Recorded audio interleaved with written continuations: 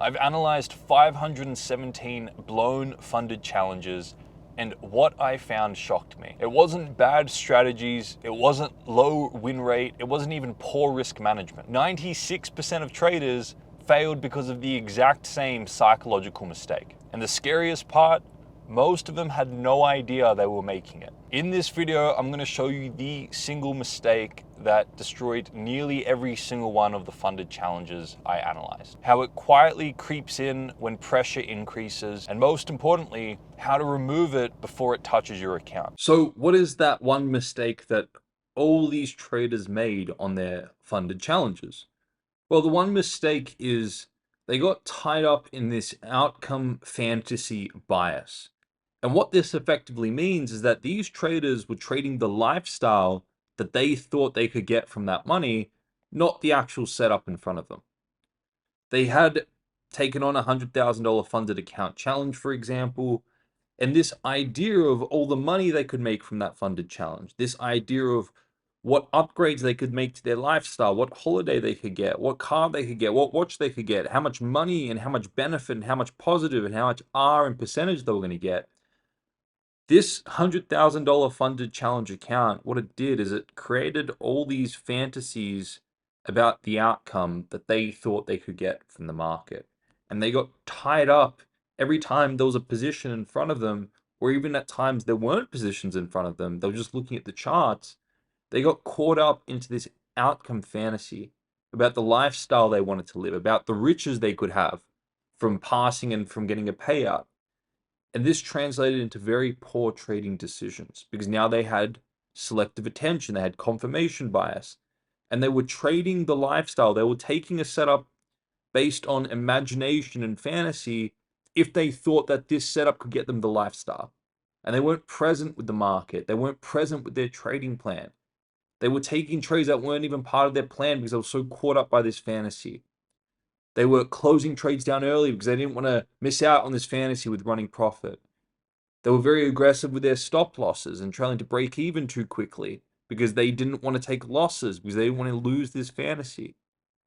So the moment they started trading these funded accounts, all of a sudden, because there was an increase in potential, there was also an increase in the fantasies on the outcome. And whenever we have an increase in fantasies, we also now have an increase in fear of losing, fear of missing out. So the greater the degree, the greed and the fantasy of the outcome, the greater degree, the fear of losing and the fear of missing out because of that contrast law.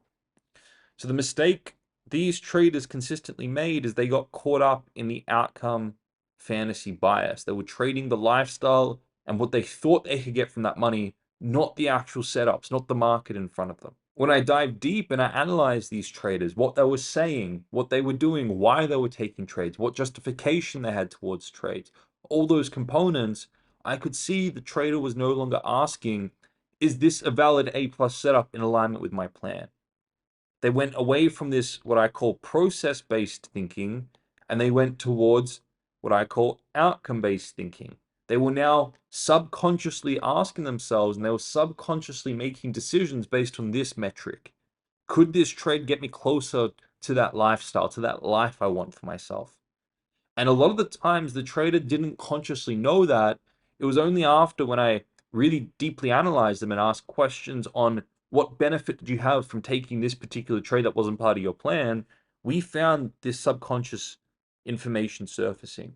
We found that at these times, these traders thought that those trades could get them closer to that lifestyle. You see, these traders had created this idea and this fantasy in their mind about the dollar amount, the holidays, the cars, the watches, the R, the ability to quit their 9 to 5 job and finally have all that freedom. These were the common fantasies that the traders had in their mind. And this creates a selective attention. This creates confirmation bias. When they now go to the market, they're now pre-defined and pre-programmed with selective attention to be mostly optimistic at times because they want this lifestyle and this holiday and these cars. So when they come to the market's communicating the same information, that the market's still communicating price over time, risk over reward, but for some reason, the trader only lets in a certain amount of that information. They let in the reward and the potential and all the money they could make, and they completely discount the risk and the consequences because they want this, because they want their fantasy met. And really, what they're doing is they're using the market as a way, they think, to get their fantasies. But when the trader puffs themselves up, thinks they're better than the market, and they force setups onto the market thinking they're only going to get rewarded that risk, these traders ultimately get humbled. And that's why you see, and I've seen personally, so many traders do well on smaller personal accounts. They do so well on personal trading accounts, and then they come to a funding challenge when all of a sudden the potential of how much more capital they can be trading is so much greater, and then all of a sudden everything goes out the window. It's because of this.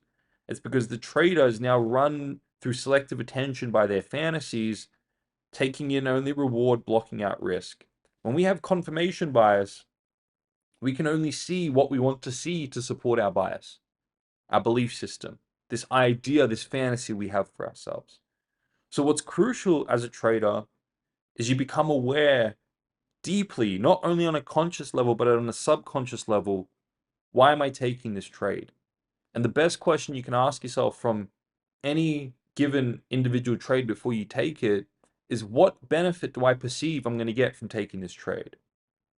And if you have any benefits that pop up about what you think the outcome of the individual trade is going to be, if anything pops up like this is going to make me money, or this is going to make me percentage, or this is going to make me this is going to help me get out of drawdown, this is going to help me get closer to my profit target, or this is going to help me get a nice holiday or a car or a watch. These are all your internal fantasies that you're hoping the market's going to alleviate. But this is your stuff. So if you have any expectations about the outcome of the trade being a positive outcome, you need to ground those before you take the trade. You need to become aware of them and bring light to them, because the truth is no trader can predict the outcome of each individual trade. You don't need to. What you need to do on each individual trade is, when the market presents an opportunity, take trades that align with your trading plan with controlled risk management, so that if a trade is inevitably a loss, or you go on an inevitable losing streak based on probabilities and statistics, your edge can handle that. It's already built into your edge. And over a large sample space, you'll know you'll pass that funding challenge because of your statistical edge. But on that individual trade, no trader can predict the outcome of any individual trade. So whenever we create fantasies and have selective attention and go into trades thinking we can, we ultimately get humbled eventually and inevitably. So traders, the consistent thing I saw with traders who failed funding challenges, who even did well on their normal accounts, but then the moment they took on funding challenges, they had such a high failure rate to them. The reason why was because of this inner psychology, the fantasy bias, and trying to use funded accounts to fuel the lifestyle. Now, it doesn't mean that you don't use a funding accounts to fuel your lifestyle. But the key distinction here is, if you're going into each individual trade thinking you can be profitable in each individual trade to help you fund your lifestyle and your fantasies and your subconscious ideas, then you're going to get humbled. And it's going to be very painful. And you're going to go and blow your funded accounts, because the moment you don't have your fantasy met, it's very painful. You go seeking revenge. You over risk on the next trade to make it all back. And you blow your account. You put yourself deeper in funded account, in drawdown, and you eventually blow it. So it's unrealistic to expect yourself to be profitable in each individual trade. Now, you can build a process where you know your edge, you know how much funding you're trading, and you give in to the edge, meaning you don't think you're right on each individual trade, and you don't go looking for that. Rather, you stick to your trading plan, and now over a large sample space, you approximate that edge, and you get profits as a result of sticking to good processes, and then use those profits to fuel lifestyle. That's different, because you're not taking or expecting on each individual trade. You're sitting back, you're sticking to your edge, not expecting a certain outcome in an individual trade. You're letting your edge approximate itself over a large sample space, and you're getting rewarded for good processes. That's the key distinction. Now, traders, if you want to embody this psychology, I've built a tool to guide you through that exact questioning process I just ran you through. and a step-by-step tool that you can follow to ensure that you're not making outcome-based trades and outcome-based decisions, but rather you're making process-based trades. So in other words, you're not trading based on the fantasies, you're trading based on your trading plan. And I created this tool about a year ago. I redid it into a 2.0 version. And between now and then, we've had 7,000 traders sign up to that. And I get countless daily testimonials on how this trading tool has helped traders alleviate emotional trading, have stopped them from blowing their accounts, have helped them build consistent profitability. So if you want that tool, it's completely free. It's linked in the description.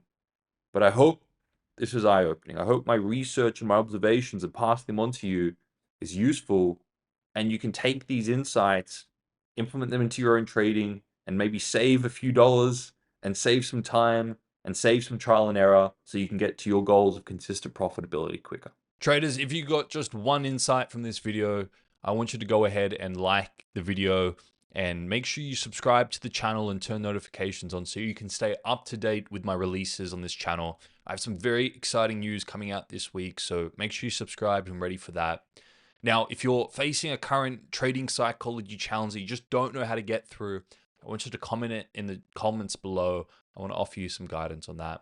Now, traders, before you click away from this video, make sure you download the Bulletproof Your Trading Mindset tool. That resource is an absolute game changer. And then before you click away, make sure you watch the video that's going to pop up on your screen. This is where I elaborate on the mindset principles I teach. It's a 15-minute video that goes more in depth into the Bulletproof Your Trading Mindset concepts and how you can apply those to your trading to lower your emotional state and ultimately get payouts.